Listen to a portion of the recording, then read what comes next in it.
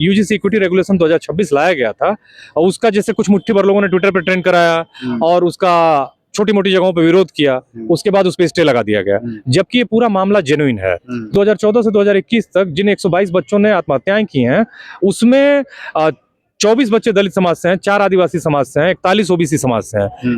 ये बात अपने आप में काफी है कि जाति आधार पर ये आत्महत्याएं हुई। उस ब्राह्मणवाद का ब्राह्मण किसी जाति से लेना देना नहीं है, ब्राह्मण जाति से लेना देना नहीं है। ब्राह्मणवाद वो एक मूल्य है जो ऊंच नीच की बात करता है, जो छुआछूत की बात करता है, जो श्रेष्ठता की बात करता है, अनायास है, जो लिंग भेद की बात करता है, जो जाति भेद की बात करता है, जो लोगों में भेद की बात करता है, उसके खिलाफ जो संघर्ष है वो नारा है ब्राह्मणवाद का। वो ब्राह्मणवाद का विरोध करते हैं लोग। अगर मान लीजिए विश्वविद्यालयों में वीमेन सेल बनाई जाती हैं कि महिलाओं के साथ कोई उनका यौन उत्पीड़न ना हो, तो ये लोग उसका विरोध करेंगे। ये कहेंगे हमें भी हमको भी डाल दीजिए कि महिलाएं कल हमारा इसका दुरुपयोग कर सकती हैं। ओबीसी समाज इतना सोया हुआ है, वो कांवड़ उठा रहा है, वो नारे लगा रहा है, वो मस्जिद में डीजे बजा रहा है, हिंदू राष्ट्र की मांग कर रहा है, हिंदू बचा रहा है, लेकिन अपने अधिकार गंवा रहा है। हिंदू बचा के अपने अधिकार गंवा रहा है। उस ओबीसी को कम से कम समझना होगा कि तुम्हारा अधिकार तुम्हें मानव बनाएगा, तुम्हारा अधिकार भारत को श्रेष्ठ बनाएगा, तुम्हारा अधिकार तुमको किसी भी धर्म के दंभ से बचाएगा। लाइव में आपका स्वागत है। और अभी जिस तरह से यूजीसी का मसला चल रहा है, देश भर में विरोध में और समर्थन में प्रदर्शन चल रहे हैं लगातार, और आने वाले 19 मार्च को जो एकदम करीब है, सुप्रीम कोर्ट पे इसका फैसला होने वाला है। आज कॉन्स्टिट्यूशन क्लब में इसको लेके एक बड़ा कार्यक्रम चल रहा है और हमारे साथ प्रोफेसर संदीप सर हैं जो इसमें आए हुए हैं। इनसे जानेंगे सर क्या लग रहा है यूजीसी 19 तारीख को क्या होने वाला है, पक्ष में या विपक्ष में, किधर आएगा फैसला? देखिए, जिस तरह से इस पूरे मामले पर स्टे लगाया गया, वैसे इस पक्ष में कुछ मुझे नहीं लगता है कि खास करके बहुजन समाज के पक्ष में कोई इस तरह का संतोषजनक निर्णय आएगा। कुछ ना कुछ जुगाड़ होगा जो निकल के आएगा। वैसे भी सरकार यूजीसी को भी बहुत उसने वो कर दिया है, कमजोर कर दिया। यूजीसी की जगह वो दूसरी कोई संस्था बनाने का काम कर रही है। तो ये जो यूजीसी इक्विटी रेगुलेशन 2026 लाया गया था, उसका जैसे कुछ मुट्ठी भर लोगों ने ट्विटर पे ट्रेंड कराया और उसका छोटी मोटी जगहों पे विरोध किया, उसके बाद उस पे स्टे लगा दिया गया, जबकि ये पूरा मामला जेन्युइन है। जेन्युइन इसलिए है कि 2014 से 2021 तक जिन 122 बच्चों ने आत्महत्याएं की हैं उसमें 24 बच्चे दलित समाज से हैं, 4 आदिवासी समाज से हैं, 41 ओबीसी समाज से हैं। ये बात अपने आप में काफी है कि जाति आधार पर ये आत्महत्याएं हुई। उसके बाद जो आत्महत्याएं हैं वो दूसरे मुद्दों पर हैं, बच्चों की अपनी फ्रस्ट्रेशन और तमाम एग्जाम का प्रेशर, डिलीवर नहीं कर पाने का प्रेशर।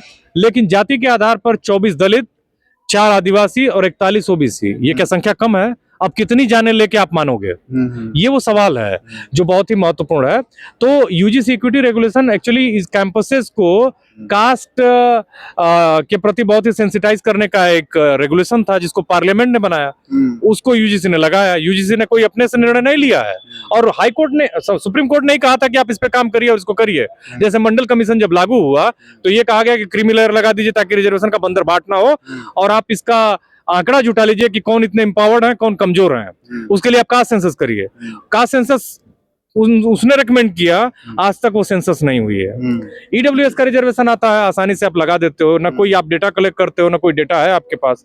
नागालैंड में आप लीजिए, मिजोरम में 95% आदिवासी हैं, तो वहां 10% ईडब्ल्यूएस का रिजर्वेशन कैसे है? ये भी एक सवाल है, सवाल बनता है। नागालैंड में 90% आदिवासी हैं, 10% क्या खाली अपर कास्ट ही है?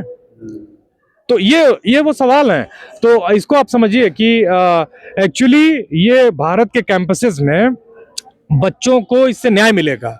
ओबीसी के पूरे भारत के विश्वविद्यालय में कितने लोग पढ़ते हैं?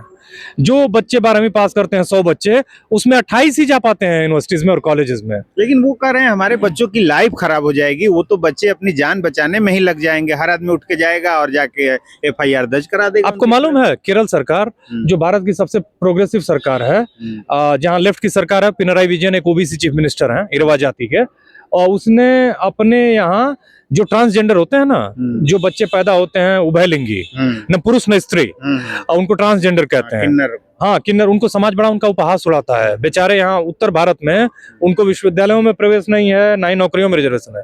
आपको मालूम है केरल ने उनको नौकरियों में रिजर्वेशन दिया। वो वकील बन रहे हैं, इंस्पेक्टर बन रहे हैं, नौकरी कर रहे हैं, उनको सम्मान का जीवन दिया। ये समाज आगे है। आप अगर ट्रांसजेंडर्स को रिजर्वेशन दे रहा है केरला सरकार, तो आप क्या उनका विरोध करोगे? कहोगे कि ये जो है इनके आने से हमारी नौकरियां खत्म हो जाएंगी? आप क्या इस देश का नदी नाला पहाड़ आसमान हवा उनके लिए नहीं है? क्या वो जीव नहीं है? वो मनुष्य है भाई। उनकी लिंग की प्रॉब्लम हो सकती है, तो क्या वो जिएंगे नहीं? आप उनका विरोध करोगे? गधों को घोड़े कब तक बनाते रहेंगे? नहीं, गधों को घोड़े, माने उन्होंने अपने को घोड़ा मान लिया है, लेकिन हकीकत में देखें तो वो घोड़ा क्या, वो तो लगता है कि कोई जीव ही नहीं है। इस तरह की सोच किसी भी मनुष्य की हो सकती है कि वो अपने से दूसरे, माने अपने को दूसरे से श्रेष्ठ माने। वो मनुष्य कैसा होगा? वो मनुष्य कैसा होगा? ये सबसे बेसिक सवाल है कि अच्छा, जो उनका एक नॉलेज सिस्टम है, जो ये सीख देता है कि कोई माने कोई तुम्हारे छूने से खराब हो जाएगा, ऊंच नीच का भाव अशुद्ध हो जाएगा, शुद्ध हो जाएगा, पॉल्यूशन की भावना बताता हो, वो उनका ज्ञान का सिस्टम क्या है? जो ऊंच नीच की बात करे, छुआछूत की बात करे, जो इस तरह की बात, पुरुष और स्त्री में भेदभाव की बात करे। अब बताइए कि विश्वविद्यालयों में ब्राह्मणवाद जिंदाबाद के नारे लगाए जा रहे हैं, नारे लगाए जा रहे हैं। ब्राह्मणवाद का ब्राह्मण किसी जाति से लेना देना नहीं है, ब्राह्मण जाति से लेना देना नहीं है। ब्राह्मणवाद वो एक मूल्य है जो ऊंच नीच की बात करता है, जो छुआछूत की बात करता है, जो श्रेष्ठता की बात करता है, अनायास है, जो लिंग भेद की बात करता है, जो जाति भेद की बात करता है, जो लोगों में भेद की बात करता है, उसके खिलाफ जो संघर्ष है वो नारा है ब्राह्मणवाद का। वो ब्राह्मणवाद का विरोध करते हैं लोग। तो ऐसी स्थिति में अगर मान लीजिए विश्वविद्यालयों में वीमेन सेल बनाई जाती हैं कि महिलाओं के साथ कोई उनका यौन उत्पीड़न ना हो, तो ये लोग उसका विरोध करेंगे। ये कहेंगे हमें भी डाल दीजिए, हमको भी डाल दीजिए कि महिलाएं कल हमारा इसका दुरुपयोग कर सकती हैं। डावरी एक्ट आया ना, कितनी लड़कियां, आप बिहार और ईस्टर्न यूपी का देख लीजिए। 1990 के दौर में हर घर में, हर चौथे पांचवें घर में स्टोव फट जाता था। हाँ, स्टोव फटता था। माने जितना स्टोव फटता था उतना बम नहीं फटा होगा। अब फलस्तीन और इजराइल में उतना बम नहीं फटा होगा जितना स्टोव फटा। क्यों? डावरी। पूरा समाज लालची हो चुका था, अपनी इच्छाओं को वो दहेज से पूरा करना चाहते थे। ऐसी स्थिति में ये हुआ कि एक बाढ़ सी आ गई और सरकार को कानून लाना पड़ा। हालांकि उस कानून का भी दुरुपयोग हुआ, लेकिन दुरुपयोग होगा इसलिए कोई कानून लागू ना हो, ये अपने आप में एक मूर्खतापूर्ण विचार है। और मुझे उम्मीद है कि जो सुप्रीम कोर्ट है हमारे देश का, माननीय सुप्रीम कोर्ट, वो इस पे एक पॉजिटिव जजमेंट देगा। नहीं, अगर जजमेंट लोगों के हिसाब से आता है तो लोगों को इस स्वतंत्र देश में पूरा अधिकार है कि वो अपनी बातों को रखने के लिए या अपने अधिकारों के लिए लड़ने के लिए। वैसे भी ओबीसी समाज इस देश का सबसे पीछे का समाज है। अभी देख लीजिए कि भारत में आजादी के बाद से भारत के विश्वविद्यालय में ओबीसी बच्चों को हॉस्टल्स में रिजर्वेशन नहीं है। उनको जो मंडल कमीशन की 40 रिकमेंडेशन थी उसमें से केवल 2 मिला है। ओबीसी समाज इतना सोया हुआ है, वो कांवड़ उठा रहा है, वो नारे लगा रहा है, वो मस्जिद में डीजे बजा रहा है, हिंदू राष्ट्र की मांग कर रहा है, हिंदू बचा रहा है, लेकिन अपने अधिकार गंवा रहा है। हिंदू बचा के अपने अधिकार गंवा रहा है। उस ओबीसी को कम से कम समझना होगा कि तुम्हारा अधिकार तुम्हें मानव बनाएगा, तुम्हारा अधिकार भारत को श्रेष्ठ बनाएगा, तुम्हारा अधिकार तुमको किसी भी धर्म के दंभ से बचाएगा। अच्छा, आखिरी सवाल, एक चलते चलते सवाल बार बार उठ रहे हैं कि आज़ादी के 75 साल बाद भी ये लोग आरक्षण पर पलने वाले लोग हैं, तो ये आरक्षण कब तक? देखिए, जब तक बराबरी नहीं आ जाती है तब तक आरक्षण रहेगा। और ये जो देश है वो बहुजनों का देश है। ओबीसी के लोग इस बात को नहीं समझ पाए। एससी एसटी के लोगों का उत्पीड़न ज्यादा था, छुआछूत के आधार पर था।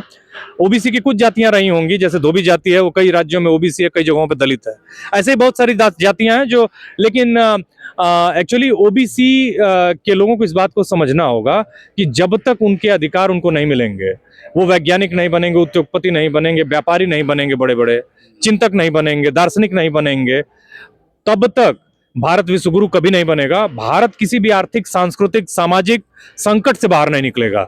अगर उसको इससे निकलना है तो ओबीसी जो सो गया है कुंभकर्ण की तरह, उसको जागना पड़ेगा और उसको अपने विश्वविद्यालयों में जाके अपने ज्ञान की तलाश करनी होगी, अपने अधिकारों को असर्ट करना होगा, अधिकारों को लेना होगा, तभी जाके क्योंकि ओबीसी समाज से जो स्त्रियां आती हैं, लड़कियां आती हैं, उनका भी जीवन बड़ा ही माने बुरा है। जैसे मैं वर्ल्ड इनइक्वालिटी लैब की रिपोर्ट के बारे में बता देता हूँ। 2012 से 2022 की स्टडी है भारत के ऊपर। लुकास चांसल जो वर्ल्ड इनइक्वालिटी लैब की रिपोर्ट है वो पेरिस में है। 3 लोगों ने उस रिपोर्ट को बनाया, लुकास चांसल, टॉमस पिकेटी जिनको नोबेल मिला है, और नवनीत कुमार हैं। इन लोगों ने साफ साफ बताया कि ओबीसी का जो भारत के धन में 2012 में 19% का करीब रिप्रेजेंटेशन था, हिस्सेदारी थी, वो 22 में घट के 8% हो गई है, 9% हो गई है। भारत के धन में, जैसे भारत में मान लीजिए 100 रुपया है, तो उसमें उनकी हिस्सेदारी 2012 में 18 रुपए थी, 2022 में 9 रुपए बची है।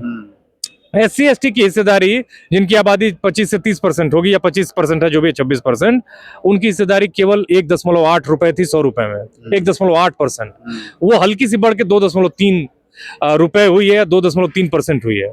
इस बात को समझिए, जो अल्पसंख्यक है उनकी स्थिति आप देख ही रहे हो। अल्पसंख्यक, SC ST और OBC, ये इतना बड़ा समूह जिसकी आबादी 90% है, उनका जो भारत का रिसोर्स है या भारत का धन है, उसमें जो रिप्रेजेंटेशन है वो 13% है टोटल। और ये लोग, आबादी 90% है, 90% के लोग 13 रोटियों में जिंदा है, और 10% के लोगों के पास 87 रोटियां हैं। मतलब एक एक आदमी वहां 9-9 रोटी में जी रहा है, और यहाँ आदमी एक एक रोटी के 90वें हिस्से में जी रहा है। अब आप सोचिए कि इस इनइक्वालिटी में भारत कभी विश्व गुरु बन पाएगा? तो अब भी कहा जा रहा है कि आरक्षण की वजह से देश बर्बाद हुआ। आरक्षण से ही देश आगे बढ़ेगा, आरक्षण से ही देश ऊपर निकलेगा, क्योंकि जो तबका अभी तक नीचे गड्ढे में रहा है वो आरक्षण के सहारे ऊपर आएगा और भारत को आगे ले जाएगा। वही इजराइल जैसे देश को टेक्नोलॉजी में पछाड़ेगा। इजराइल की आबादी कितनी है? 90 लाख है। ईरान की भी आबादी 9 करोड़ है, देखिए कितना मजबूती से लड़ रहा है। और भारत की आबादी 150 करोड़, दुनिया की सबसे ज्यादा आबादी वाला देश है। चीन को ले लीजिए, 1990 तक, मंडल कमीशन के लगने तक चीन और भारत एक इकोनॉमिक कंडीशन में थे, 1 ट्रिलियन की इकोनॉमी थी, थोड़ा सा स्लाइटली आगे था चीन, और मंडल आया, वहीं मंडल कमीशन का पुरजोर समर्थन करना था भारत की तथाकथित उच्च जातियों को, लेकिन उन्होंने विरोध किया। जो लोग पढ़ के वैज्ञानिक बन सकते थे वो अब बेरोजगार बन के घूम रहे हैं, वो नौकरियों की तलाश में है। ओबीसी के लोग, वही जो देश की उन्नति में कंट्रीब्यूट कर सकते थे, बेचारे आज अपने जीवन को जैसे तैसे घसीट रहे हैं। तो ऐसी स्थिति में भारत क्या है कि अभी भी भारत तो कह रहा है कि मैं 5 ट्रिलियन की इकोनॉमी हूं, लेकिन भारत के अर्थशास्त्री कहते हैं कि वो 2.5 से 3 ट्रिलियन की इकोनॉमी है हकीकत में, और चीन जो है 6 गुना बड़ी इकोनॉमी बन चुका है। इसी 90 से लेके 2026, माने पिछले 36 सालों में भारत आगे जाने की बजाय पिछड़ गया है। तो अब सोचिए कि आप विश्व गुरु नहीं बन रहे हैं, बल्कि दुनिया के गर्त में जा रहे हैं। चलिए, तो चलते चलते कहाँ देख रहे हैं यूजीसी को 19 तारीख को? यूजीसी का जो भी जजमेंट आएगा, जो समता संघर्ष समिति उसने कॉल दी है कि वो 18 को प्रदर्शन भी करेंगे, बातचीत भी करेंगे, अपनी बातों को आगे ले जाएंगे। खाली ये मसला बस यूजीसी इक्विटी रेगुलेशन 2026 का नहीं है। समता संघर्ष समिति ने ये निर्णय लिया है कि जितने भी ओबीसी SC ST के अधिकारों का दमन हो रहा है, उनको खत्म किया जा रहा है। जैसे ओबीसी बच्चों को हॉस्टल्स में जब तक रिजर्वेशन नहीं मिलता है, जब तक जो मंडल कमीशन की 40 मांगे हैं पूरी तरह से, जो रिकमेंडेशन से, मांगे नहीं है, क्षमा करिएगा, 40 जो उनके रिकमेंडेशन से वो लागू नहीं होते हैं, तब तक ये चलता रहेगा। चलिए, बहुत बहुत धन्यवाद। तो ये थे प्रोफेसर संदीप यादव सर, और इस वीडियो पर आपकी क्या प्रतिक्रिया है कमेंट करके बताएं, और देखते रहें नवजागरण लाइव।